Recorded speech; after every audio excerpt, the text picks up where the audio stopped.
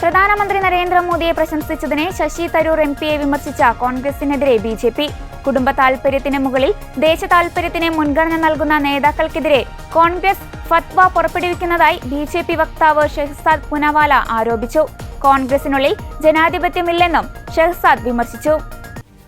വലിയ പ്രശ്നങ്ങളെക്കുറിച്ചുള്ള പ്രധാനമന്ത്രി നരേന്ദ്രമോദിയുടെ പ്രസംഗത്തെ ആരെങ്കിലും പ്രശംസിച്ചാൽ അവർക്കെതിരെ കോൺഗ്രസ് ഫത്വ പുറപ്പെടുവിക്കും.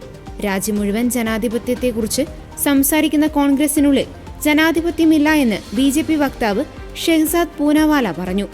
ഇന്ദിരാഗാന്ധിയുടെ അടിയന്തരാവസ്ഥ മനോഭാവവും നാസി സ്വഭാവവും കാണിക്കുന്നതിനാൽ INC എന്നത് ഇന്ദിരാ നാസി കോൺഗ്രസ് എന്നാക്കി മാറ്റണമെന്നും അദ്ദേഹം പറഞ്ഞു. ഇന്ത്യൻ എക്സ്പ്രസ് നടത്തിയ 6ാമത് രാംനാഥ് ഗോയങ്ക അനുസ്മരണ ദിനത്തിൽ മോദി നടത്തിയ പ്രസംഗത്തെ ശശി തരൂർ പ്രശംസിച്ചിരുന്നു. മോദിയുടെ പ്രസംഗം നടന്ന സമയത്ത് കടുത്ത ജലദോഷവും ചുമയും ഉണ്ടായിരുന്നിട്ടും അവിടെ ഇരിക്കാൻ സാധിച്ചതിൽ സന്തോഷമുണ്ടെന്ന് ശശി തരൂർ എക്സിൽ കുറിച്ചിരുന്നു.